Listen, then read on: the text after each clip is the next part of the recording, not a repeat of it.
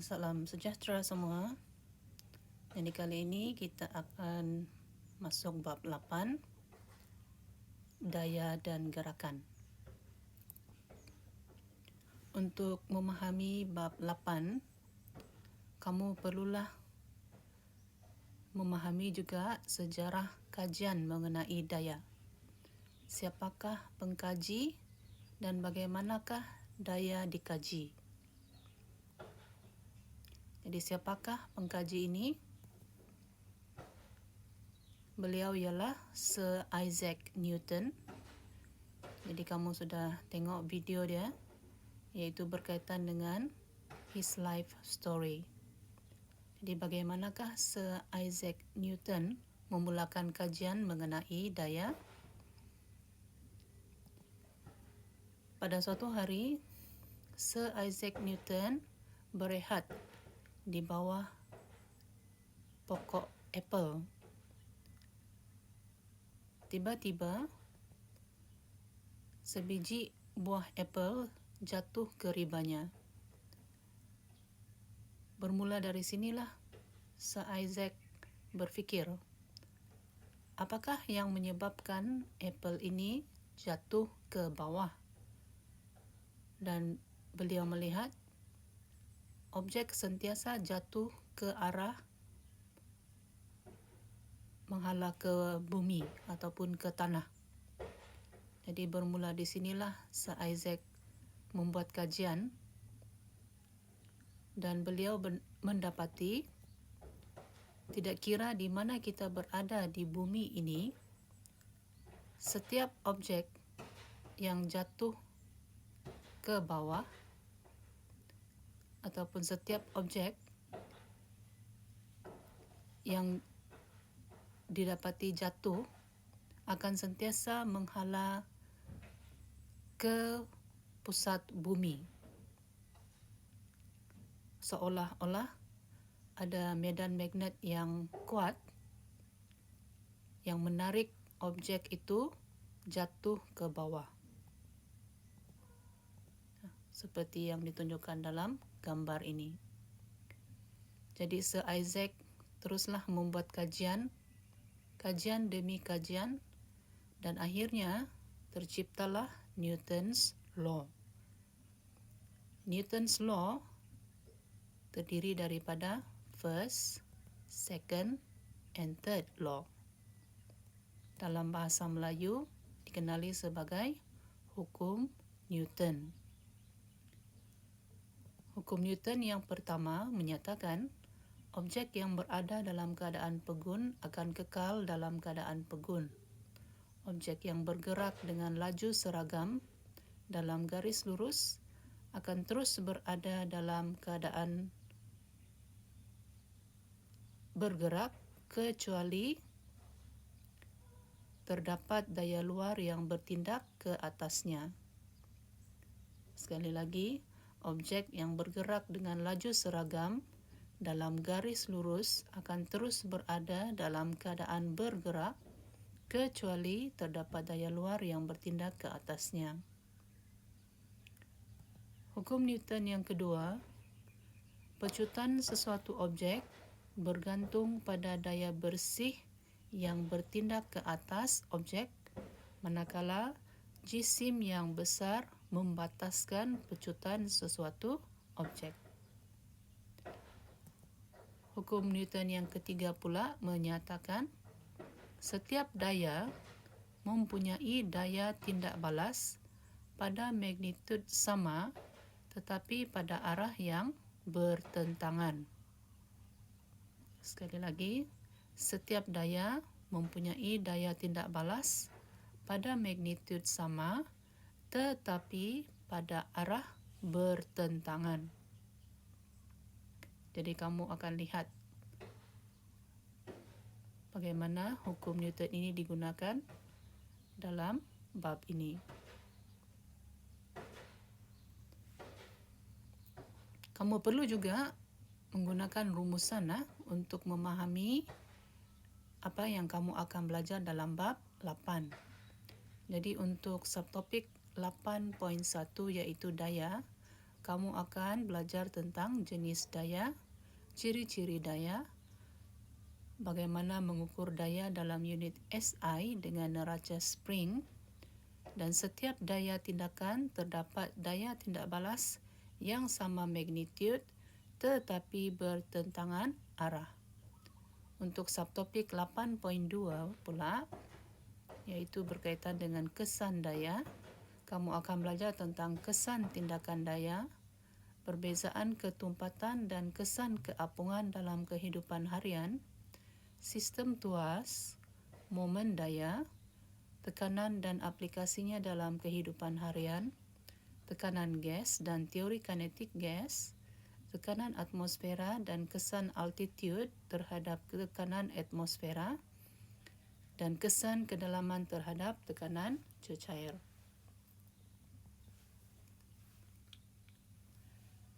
Selepas mempelajari bab ini, kamu sepatutnya dapat untuk 8.1 iaitu daya, menghuraikan dan berkomunikasi tentang daya. Yang kedua, menerangkan daya mempunyai magnitud, arah dan titik aplikasi. Yang ketiga, mengukur daya dalam unit SI. Dan yang keempat, menjelaskan dengan contoh setiap daya tindakan terdapat daya tindak balas yang sama magnitud tetapi bertentangan arah. Jadi kita akan bagi tumpuan 8.1 iaitu daya.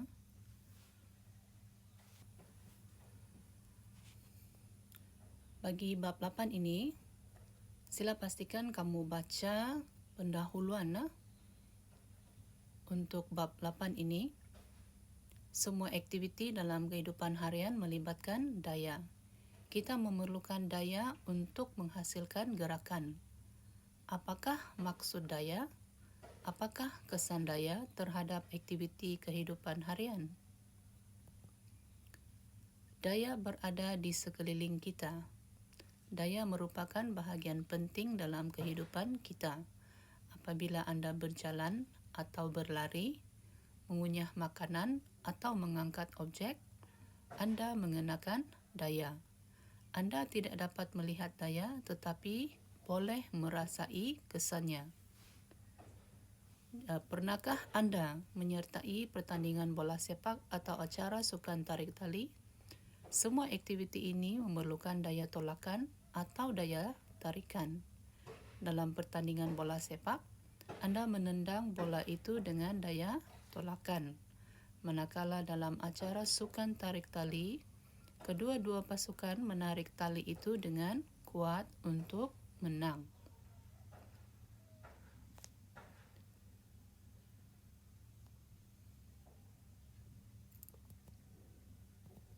Jadi kita mulakan membincangkan subtopik 8.1 iaitu daya. Apakah yang dimaksudkan dengan daya? Daya ialah tarikan atau tolakan yang dikenakan ke atas suatu objek. Daya ialah tarikan atau tolakan yang dikenakan ke atas suatu objek. Jadi perhatikan gambar foto 8.1. Daya diperlukan untuk membuka tin dan menekan suis. Hampir semua aktiviti harian melibatkan daya seperti membuka tin makanan, menekan suis dan menolak pintu. Daya boleh wujud dalam pelbagai bentuk seperti yang disenaraikan. Kita lihat aktiviti 8.1 untuk menunjukkan kewujudan pelbagai jenis daya. Dalam aktiviti 8.1 ini, tujuannya adalah untuk menyiasat kewujudan pelbagai jenis daya. Bahan yang diperlukan ialah bola, blok kayu, kertas pasir dan air.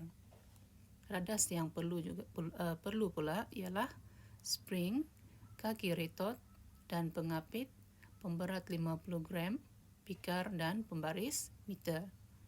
Jadi aktiviti 8.1 ini terdiri daripada 4 bahagian. Bahagian A, Arahan yang pertama, pegang dan lambungkan bola ke satu ketinggian seperti dalam rajah 8.1. Arahan yang kedua, perhatikan sama ada bola tersebut terus naik ke atas atau jatuh ke bawah. Bahagian B, arahan yang pertama, letak sebongkah blok kayu di atas sebuah meja. Mengapakah blok kayu itu kekal pada kedudukannya? Yang kedua, tolak blok kayu itu seperti dalam rajah 8.2a. Yang ketiga, ulang langkah 2 dengan menolak blok kayu yang sama di atas kertas pasir seperti dalam rajah 8.2b. Kemudian bandingkan kesukaran menolak blok kayu di atas meja dengan blok kayu di atas kertas pasir.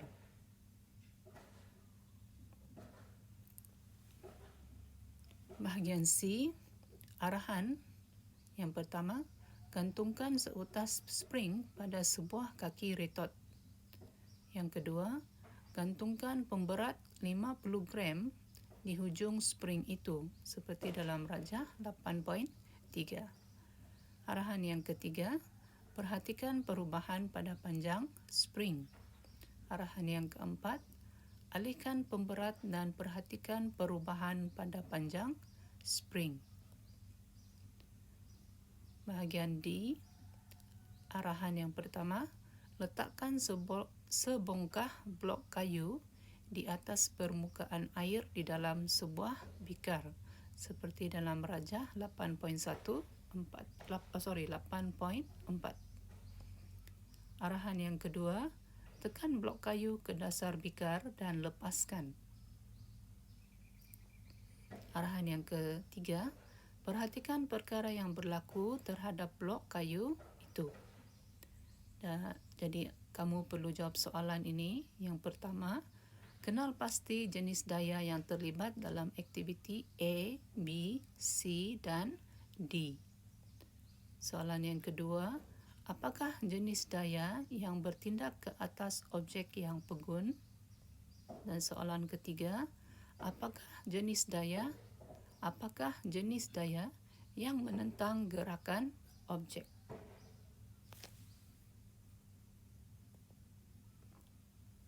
Apakah jenis-jenis daya? Setelah kamu mempelajari tentang maksud daya, sekarang kita bincangkan jenis-jenis daya. Daya yang pertama ialah daya apungan. Daya apungan ialah daya tujah yang bertindak pada sesuatu objek yang terapung di dalam sesuatu benda lir. Perhatikan rajah ini, daya apungan bertindak ke atas itik ataupun seperti permainan itik. Daya yang kedua ialah daya elastik. Daya elastik wujud apabila sesuatu bahan diregangkan atau dimampatkan. Seperti dalam rajah ini, seorang kanak-kanak menggunakan lastik. Daya yang ketiga pula ialah daya graviti. Daya graviti ialah daya yang mengarah ke pusat bumi. Daya ini menyebabkan semua benda yang dilambung akan jatuh semula ke tanah. Daya yang keempat, berat sesuatu objek ditakrifkan sebagai daya graviti yang bertindak ke atasnya. Seperti dalam rajah ini, kamu boleh nampak berat apple itu. Ini kelihatan seperti apple kan, yang berada di atas meja. Daya yang kelima ialah daya normal. Daya normal ialah daya yang dihasilkan apabila suatu objek bersentuhan dengan suatu permukaan. Jadi sila perhatikan contoh dalam rajah. Daya normal dan berat. Daya yang seterusnya, yaitu yang keenam, ialah daya geseran. Daya geseran ialah daya yang menentang gerakan dan bertindak di antara dua permukaan yang saling bersentuhan. Jadi perhatikan dalam rajah ini, daya geseran adalah daya yang bertindak dan menentang gerakan ataupun arah gerakan. Arahnya bertentangan dengan arah gerakan. Okay? Daya geseran bertentangan dengan arah gerakan. Apakah pula ciri-ciri daya? Jadi perhatikan dalam dua rajah ini, yaitu gambar foto 8.2 dan rajah 8.6. Kita akan membincangkan tentang dua perkara ini untuk mengenali mempelajari tentang ciri-ciri daya. Daya ialah kuantiti vektor yang mempunyai magnitude dan arah. Apakah maksud vektor? Vektor ialah kuantiti fizik yang mempunyai magnitude dan arah. Apakah pula maksud magnitude? Magnitude merupakan kuantiti atau nilai sesuatu ukuran. Jadi berdasarkan gambar foto 8.2 ini, kamu boleh nampak apabila seseorang mengenakan daya pada kotak yang ditolak. Jadi gambar foto 8.2 menunjukkan satu daya tolakan yang bertindak pada sebuah kotak dengan magnitude daya 10 Newton. Arah tindakan daya adalah seperti yang ditunjukkan oleh anak panah dan titik aplikasi daya adalah pada bahagian tangan yang mengenakan pada daya tolakan kotak. Daya tolakan pada kotak. Rajah 8.6 menunjukkan tukul yang digunakan untuk menanggalkan paku dari permukaan meja. Daya yang bertindak mempunyai magnitude 15 Newton dan arah adalah seperti yang ditunjukkan oleh anak panah. Titik aplikasi daya adalah pada bahagian hujung tukul, iaitu bahagian daya yang dikenakan tertumpu. Jadi silalah kaji dua rajah ini, iaitu gambar foto 8.2 dan rajah 8.6. Pengukuran daya. Dalam gambar ini kamu tengok seorang pelajar bertanya dengan guru, bagaimanakah kita mengukur daya? Guna pembaris? Cikgu menjawab, tidak. Kita mengukur daya dengan neraca spring. Neraca spring beroperasi dengan prinsip pemanjangan spring. Kekuatan daya diukur daripada bacaan skala yang terdapat pada neraca. Jadi inilah rajah bagi neraca spring. Kamu boleh tengok juga hari ini dalam sejarah berkaitan dengan bagaimana Sir Isaac Newton menemukan daya graviti. Okay, untuk unit daya, kamu akan mempelajari bahawa unit SI bagi daya ialah Newton. Berat sesuatu objek ialah daya tarikan graviti terhadap objek itu. Di bumi, sesuatu objek yang mempunyai jisim 100 gram mempunyai berat 1 Newton. Oleh itu, objek yang mempunyai jisim 1 kilogram mempunyai berat 10 Newton. Oleh itu, objek yang mempunyai jisim 1 kilogram mempunyai berat 10 Newton. Jadi perhatikan dalam aktiviti 8.2 ini, tujuannya ialah untuk mengukur daya. Bahan yang diperlukan, pemberat 50 gram, benang, kertas pasir dan bongkah kayu. Radas pula ialah kaki retot, pengapit dan neraca spring. Arahan yang pertama bagi mengukur berat jasad, arahan Yang pertama, gantungkan satu pemberat 50 gram pada hujung neraca spring seperti dalam gambar foto 8.3. Yang kedua, rekodkan bacaan neraca spring. Dan yang ketiga, tambahkan hingga 5 pemberat dan rekodkan bacaan neraca spring. Soalan yang pertama, apakah kuantiti fizik yang diukur oleh neraca spring? Yang kedua, apakah unit kuantiti fizik bagi jawapan anda dalam soalan 1?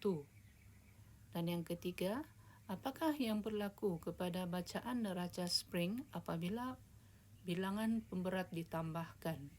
Jelaskan jawapan anda.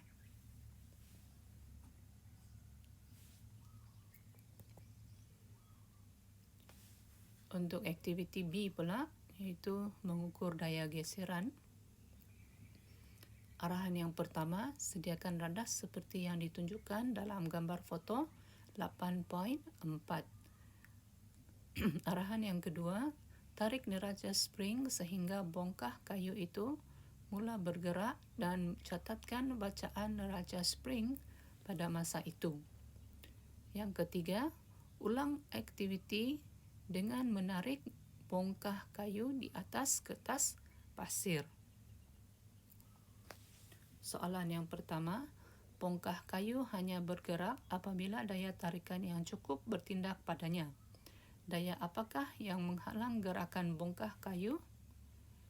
Soalan yang kedua, nyatakan perbezaan bacaan neraca spring apabila bongkah kayu ditarik di atas permukaan meja dan apabila bongkah kayu ditarik di atas permukaan kertas pasir. Apakah daya yang terlibat yang menyebabkan perbezaan antara kedua-dua bacaan neraca spring itu?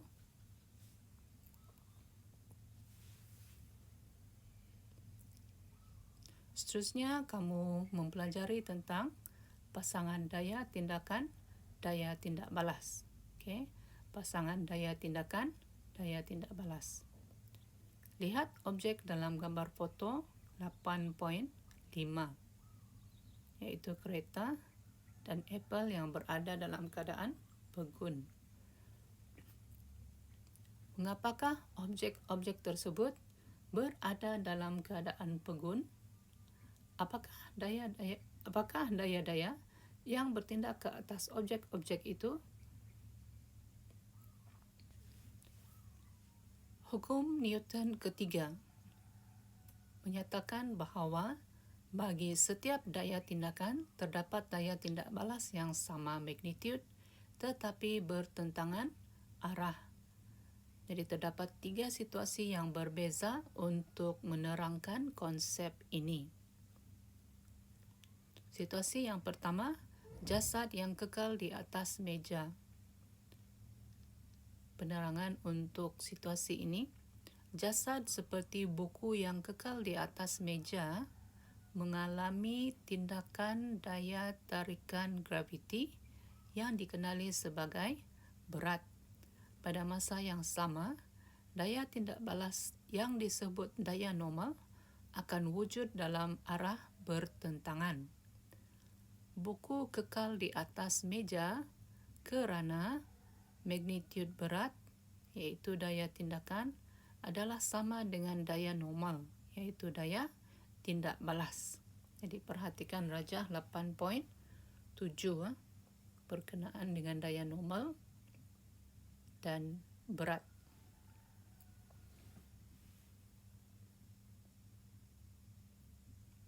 Situasi kedua, jasad yang terapung di atas air.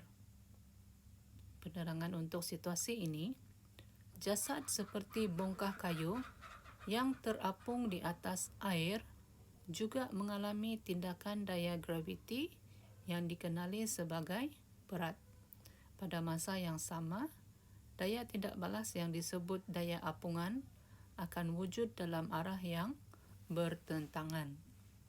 Objek boleh terapung di atas air kerana magnitud berat adalah sama dengan daya apungan.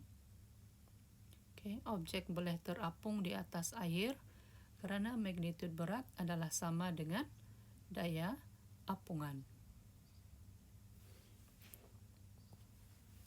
Situasi yang ketiga, dua troli yang bersentuhan dilepaskan menggunakan mekanisme spring ringan akan bergerak ke arah bertentangan dengan jarak yang sama. Jadi apabila dua troli yang didekatkan seperti dalam rajah 8.9a, troli pertama dengan spring ringan akan mengenakan daya elastik pada troli kedua, iaitu daya tindakan.